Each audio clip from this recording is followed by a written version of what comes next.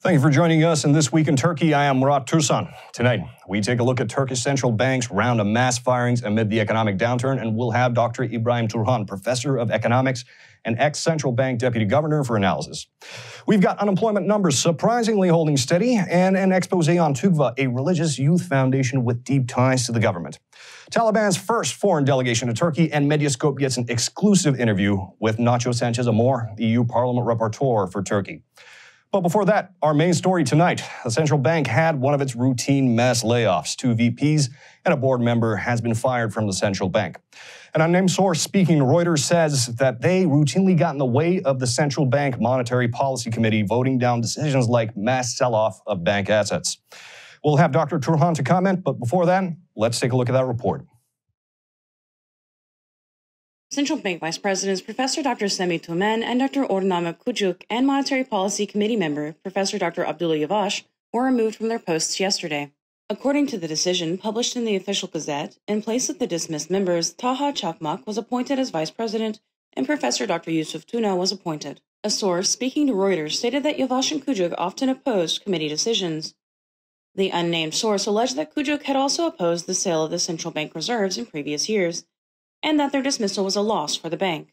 In a surprising turn last month, at its September 23rd meeting, Monetary Policy Committee had lowered the policy rates by 100 points to 18%. However, the rise in inflation continued in September. According to data from the Turkish Statistical Institute, the Consumer Price Index rose to 19.58% per annum last month. Consequently, CPI rose to 19.25% in August of 2021, a quarter point over the central bank's interest rate. After the central bank cut the interest rate to 18%, the gap between interest rates and inflation widened even further. The Central Bank Committee is expected to announce its next interest rate decision after its meeting on Thursday, October 21st. Joining me now to comment on the matter, Dr. İbrahim Turhan. Dr. Turhan, thank you for joining us. You're welcome. Dr. Turhan, let's start off by addressing the most pertinent. Many are commenting that the central bank has become a revolving door. In the last 20 years, we have had 7 central bank presidents, and their lifespan has been getting shorter each time. Naci Akbal, the previous president, served a whopping 74 days before his firing. Can I get your thoughts on why we are in the situation that we are in right now? Well, in order to answer this question, I should maybe mention a concept well known for people, involved in economics, but maybe not all the, audience. That is the central bank independence. Central banks are independent institutions all over the world, and the very reason for that is that because this institution is supposed to protect the purchasing power of money in your pocket. What does it mean? Well, as you know, we are using paper money, right? And this is called fiat money, in fact. This money is not backed or is not indexed to anything but the credits, the trust in the economy and the total economic value of the country. So you need an institution taking care of the purchasing power of this piece of paper, otherwise it would worth nothing at all. So in another word, central bank independence is not an intellectual issue or is not something of high discussions as sometimes politicians try to put forward, but rather something very critical and vital for ordinary people in the street. In order to ensure that all decisions taken by the central bank will always be focused and oriented towards the price stability, maintaining the price stability, the central banks in advanced economies and in functioning market economies are entitled with this independence. And part of it is that, of course, the government decides who will govern the central bank.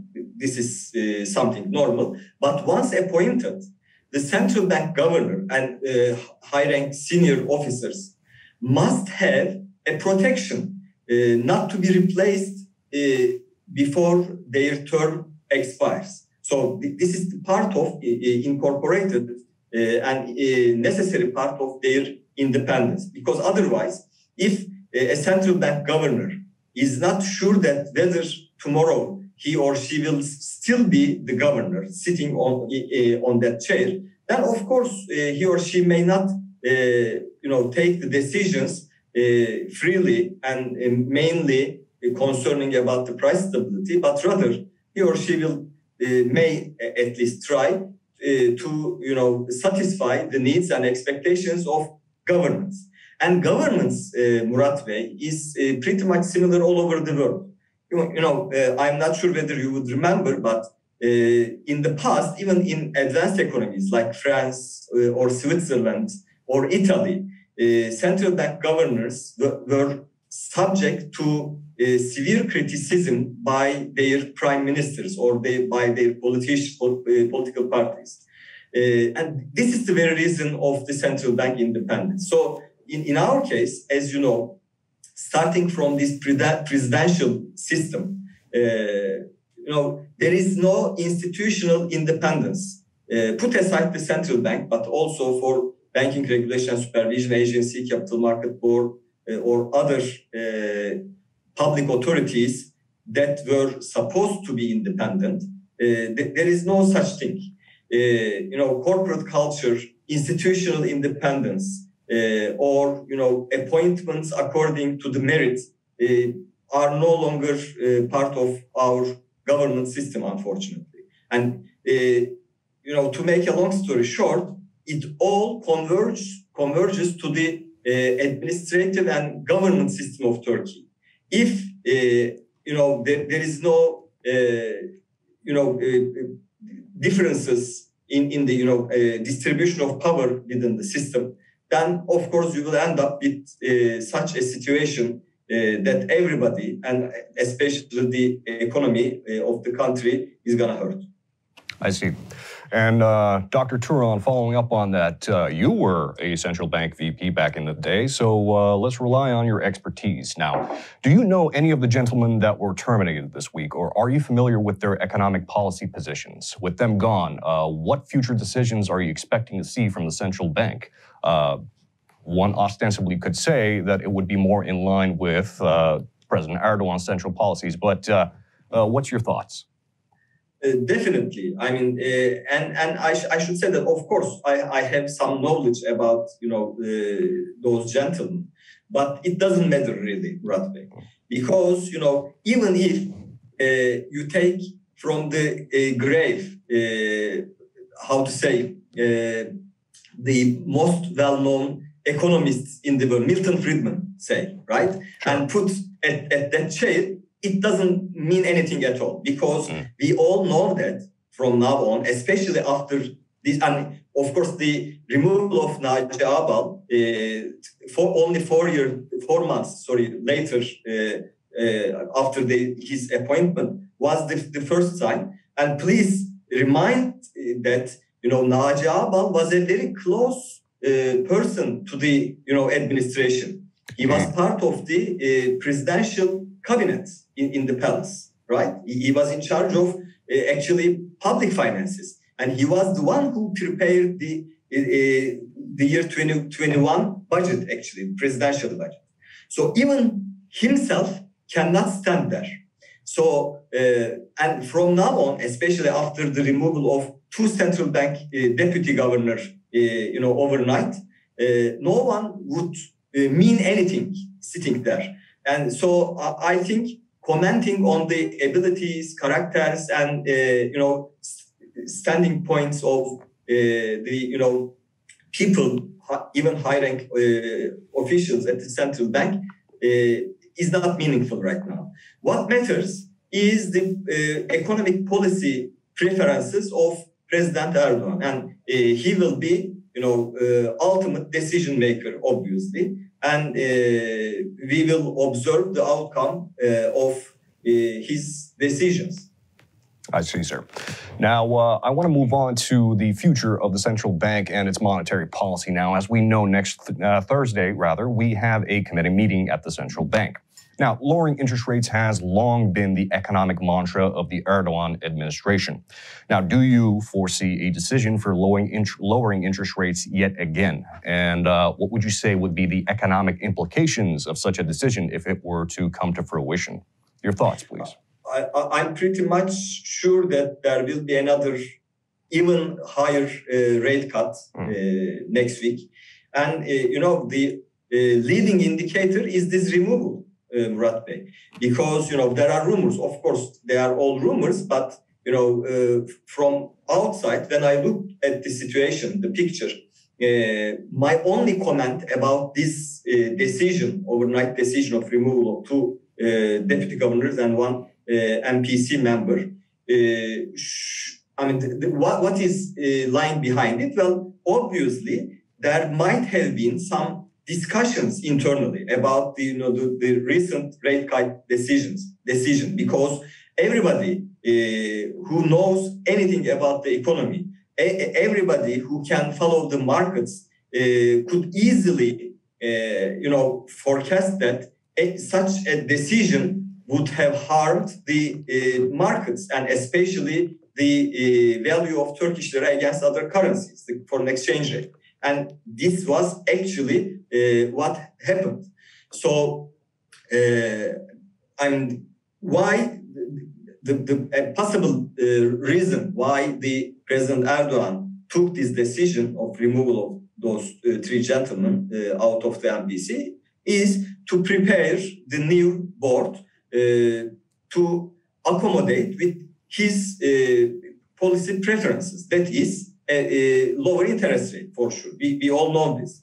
So one should expect a rate cut in the meeting of Monetary Policy Committee next week. And my forecast, for example, would be 200 basis points. And the second part of your question was about the possible implications of this on Turkish economy. It would be detrimental, no doubt, because, Murat Bey, if your economy is an open economy, a market economy, then the price of goods, services, and factors of production, including money itself, credit, should be determined through the market mechanism, that is supply and demand. If you intervene from outside and you start to impose prices that are not in line with the fundamentals of the economy, that are in contradiction with the market expectations, obviously you will have serious problems. And in our case, as you know, high inflation is a very serious matter. Inflation is nothing but illegal taxation of the people, because you have money in your pocket, right? You assume that, let's say, you have 200 Turkish lira in your pocket. But Murat Bey, since its first release in 2009, the 200 Turkish lira banknote has lost 2/3 of its value. It's still in your pocket, but you can buy less and less, fewer and fewer goods and services with the same piece of paper. So this is serious, and the inflation is gonna be not better, but I am afraid worse. The situation is gonna aggravate in the future because of the global conditions are deteriorating. The energy crisis is coming. The price of commodities is increasing, and all factors are against the Turkey in that regards. So you need really a credible central bank which would provide predictability in the economy. Without predictability, you will end up with serious troubles, and especially when it comes to the inflation matter. I can assure you that we will suffer a lot. So such a decision will harm the credibility of the central bank further, which is already non-existing actually. Then also it will be the same as pouring fuel on a already high fire there. That is inflation. Inflation is going to deteriorate, and it will put extra pressure on Turkish lira. So Turkish lira is going to depreciate further. And after a certain tipping point, it becomes to be a vicious circle, Murat Bey. Higher inflation will put pressure of depreciation on local currency, and as local currency depreciates, it will cause higher inflation. So I am afraid this decision will be, a very bad one, and there will be consequences. I see, sir. And lastly, I'd like to do a follow-up on what you just mentioned. Now, famously, President Erdogan insists that inflation is because interest rates are high. If inflation is high, interest rates are high, but everything that you have said is contrary to the president's, shall we say, economic theories. What do you make of this economic theory? Where is he getting this from? Do you have any idea as to what President Erdogan's plan is? Sure. Murat Bey, for those who are familiar with the, history of economic thought, it is, very easy to understand. Because, at the very beginning, when the classical economics, was developed by, the initiators like Adam Smith or David Ricardo, even you can find the similar argumentation in Karl Marx studies. The only determining factor about prices was supply. So, everybody was talking about price theory, and price theory was consisting on, production inputs. So, a price of anything should be determined by the cost of production inputs. And most probably, Erdogan heard this from somewhere, and he was assuming that higher interest rates would cause higher cost of production through the financing cost, and it will cause higher prices. But this is not true, unfortunately, because since 1870, we know that the price of goods and services are not determining solely depending on the supply, but also there is a demand component. And demand is directly related with the cost of borrowing. When cost of borrowing is higher, people tend to consume less. And there is, of course, another dimension of the demand, that is investment demand. With higher interest rates, investment demand will be curbed down as well. So this is like, 2 times 2 is equal to 4. Common sense everywhere in the world, that higher interest is the only cure to, fight against demand inflation. So unfortunately, we are doing just the opposite. And what is worse, Murat Bey, I am sure you would agree with me, this exercise, this, experiment of economy has been implementing since 1916. Remember, at that time, by the end of 2016, it was first time President Erdogan started to intervene directly to the decision-making of the central bank. And after 2018, with the switch to the presidential system, of course, this situation has become more and more troublesome. And now we already know that we tried this and it didn't work, right? It didn't work. And the proof of the cake is eating it, right? And we are all now experiencing and observing the second highest inflation among G20 countries. The currency which depreciates more against US dollar. Even, it is really sad for anybody who is engaged with the economics. But, since the beginning of the year, Turkish lira has depreciated even against the Argentinian currency. And as you know, Argentina is the, worst economy in the world. I mean, not in the world, but within G20 or within systemically important economies within emerging markets. And Turkish lira is even weaker against Argentinian peso since the starting of this year. So it's all common sense. It's all the fact of reality. But unfortunately, our government insists on denying it. And instead of factual reality, they rely on their virtual reality that they built in their mind, and a complete denial of the theory of economics and generally accepted common market practices. And unfortunately, we're going to suffer because of this. I see. Dr. Turhan, it would be difficult not to agree with you, sir. And given your extensive background and resume, I think I will take your word over President Erdogan. Dr. Turhan, thank you for your analysis and thank you for joining us today. Continuing on with the economy, 11,000 more people find themselves without work this month as unemployment holds at 12.1%. Turkey suffers from the third highest unemployment rate in Europe of any major country, right after Spain and Greece. It's not all doom and gloom this week, however, as unemployment in young adults is down ever so slightly. Let's take a look at those numbers. The Turkish Statistical Institute announced the unemployment data for August of 2021. Accordingly, the seasonally adjusted unemployment rate was 12.1%. The number of unemployed increased by 11,000 people compared to July and reached 3,965,000 people.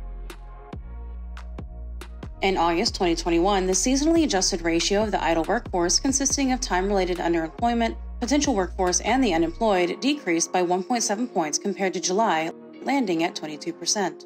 From July to August, the number of employed in August 2021 decreased by 14,000, standing at 28,706,000 people, while the employment rate decreased by 0.1 percentage points to 45%. In addition, the labor force participation rate decreased by 4,000 people from July to August, yielding 32,671,000 employed, while the labor force participation rate decreased by 0.1 percentage points to 51.2%. From July to August 2021, the unemployment rate for young adults in the 15 to 24 age group decreased by 0.1 points to 22.7%, while the employed rate increased by 0.4 points to 32.6%. The labor force participation rate in this age group increased by 0.5 points compared to the previous month to 42.2%. Moving on to domestic news, an exposé by the journalist Metin Cihan reveals TÜGVA, the Turkish Youth Foundation, a non-profit with deep ties to the government, has been pulling strings for job placements to every level of government, from public service to the military.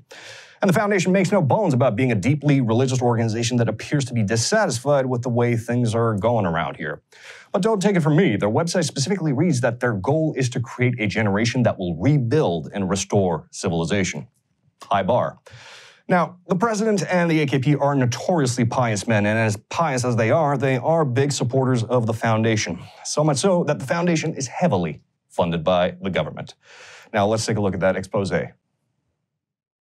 According to the documents published by journalist Metin Cihan, allegedly sourced from a former Turkish Youth Foundation or TÜGVA employee, the foundation established a network where, through a system of favoritism, the foundation pulls strings for certain applicants for job applications at various government institutions. Youth Foundation of Turkey, TÜGVA, is an Istanbul-based youth and student foundation. TÜGVA was established in 2014 under the slogan Future of Youth, Youth of the Future. On October 17, 2016, 3 years after its establishment, the foundation was granted a tax-exempt status by the Council of Ministers. The foundation, which operates in all 81 provinces of Turkey, has 38 known dormitories, thousands of members, and offers courses to students in the Quran, Hadith, Sayr, faith, and basic religious knowledge under the religious values education. The foundation has 38 male-only dormitories in 30 provinces. According to the information posted on the Institute's website, the foundation does not offer dormitories for women. TÜGVA, operating recruitment offices in more than 400 districts, has over 340,000 members as of 2018. The Ministry of Foreign Affairs, the Ministry of Energy and Natural Resources, the Ministry of Youth and Sports, the Ministry of National Education, and the Ministry of Health are all known benefactors of the foundation.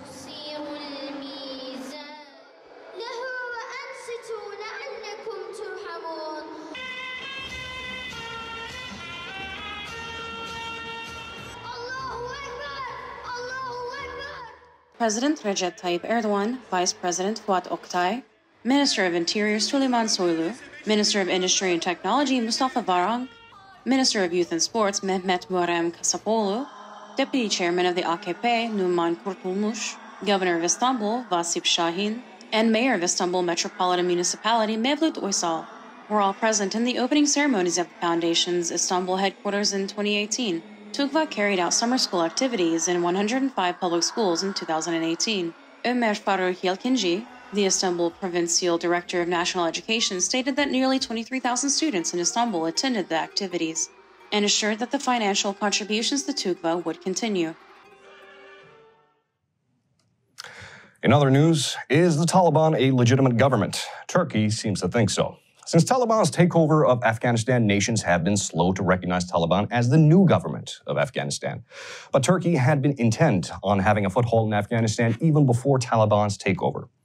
To remind our viewers, Turkey had been a not too prominent but an ever-present member of ISAF, the International Security Assistance Force that was a multinational military mission to defeat Taliban during the Afghan War.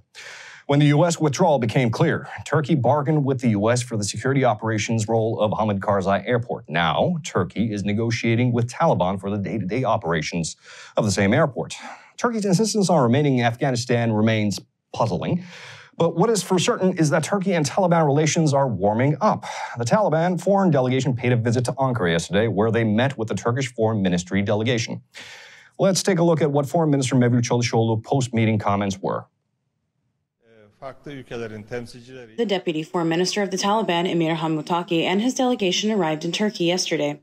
Muttaqi and the accompanying delegation arrived at the capital via Doha and Istanbul upon the invitation of the Foreign Minister Mevlut Çavuşoğlu. Preceding the bilateral meetings with the Taliban, the Ministry of Foreign Affairs, Çavuşoğlu stated, "Unlike Westerners who look down and lecture and give ultimatums, we simply gave advice." Çavuşoğlu stated that they received information from the Afghan delegation about the latest situations in Afghanistan and share their sincere thoughts. "We have been telling the international community about the importance of engaging with the Taliban. At the moment, the entire international community is either in a biased or neutral position." During the meeting, the Taliban delegation reportedly made requests for economic and humanitarian aid. Çavuşoğlu stressed the urgent need of sending an aid package to the region and stated that the Turkish government had sent a 33,000-ton emergency aid package with the Red Crescent and that they were working on a more comprehensive package. Çavuşoğlu reiterated that Turkey was concerned with the power vacuum in the region, stating that if there is a power vacuum in the region, terrorist organizations such as ISIS could increase their foothold in Afghanistan. Çavuşoğlu continued, "We once again underline that the Taliban should be inclusive for the unity and solidarity of the country. We once again conveyed that people from all ethnic and religious groups other than the Taliban should be present in the administration." On the education of women, children, and women's participation in business, Çavuşoğlu said, "Do not see this as a prerequisite, like from Western countries. We conveyed this to them as a recommendation that this is also an expectation of the Islamic world and other Muslim countries." On the ongoing talks for Turkey over the day-to-day operations of Kabul airport, Çavuşoğlu related that they explained the security expectations of both Turkey and the international aviation community to the delegation so that regular flights could resume. In other news, as Turkey's relations warm up with the Taliban, they appear to be colder still on the Western Front. Nacho Sanchez Amor, the EU Parliament rapporteur for Turkey, spoke to Medyascope's Senem Görür exclusively on current Turkey-EU relations. Relations between EU and Turkey, but specifically the Erdogan government, has been progressively devolving over the years. Mr. Amor's infamous 2018 report outlined perhaps the darkest period in Turkey's Western relations. Mr. Amor states, however, that the door is not entirely closed and what Turkey can do to move back into the European community. Let's take a look at that report. I would like to start really general and comprehensive question. You have been the European Parliament reporter of Turkey for 2 years, as I remember. If you look at it from the perspective of EU-Turkey relations, they were very busy and tough days in 2 years. For example, Eastern Mediterranean, tension with France and Greece, Cyprus problem, Syria, Libya, Nagorno-Karabakh, human rights violations, LGBT rights, Boğaziçi protests, and so on. So if you were make a comparison between the day you took office and now, what would you say in terms of the process of the EU? What are we missing, really? What we miss is clear signals on democratic reforms. But I'm not talking about papers. I'm not talking about programs or action plans. I'm talking about court rulings. I'm talking about a complete different stand from the prosecutors. If we receive some signals, I think there is a ground to try to enter in a new period. And for me, Kavala case is a missed opportunity for Turkey, because even if you consider, the Turkish authorities consider that Kavala has not to be released, that the court ruling in Strasbourg has been, well, not good, is a wrong decision. Even if there is some political cost on the fact of releasing Kavala, you have the perfect alibi. You have to abide to the court ruling. It's not on you. It's not your political decision. It's your legal obligation to release Kavala. It's that kind of fact that we are asking really to have the opportunity to enter in a new period in our relation. And we can talk about customs union. We can talk, of course, about migration, how to revamp the accession process in itself. But we do really need some signals. That's it for us in This Week in Turkey. I have been Murat Türsan, and thank you for joining us.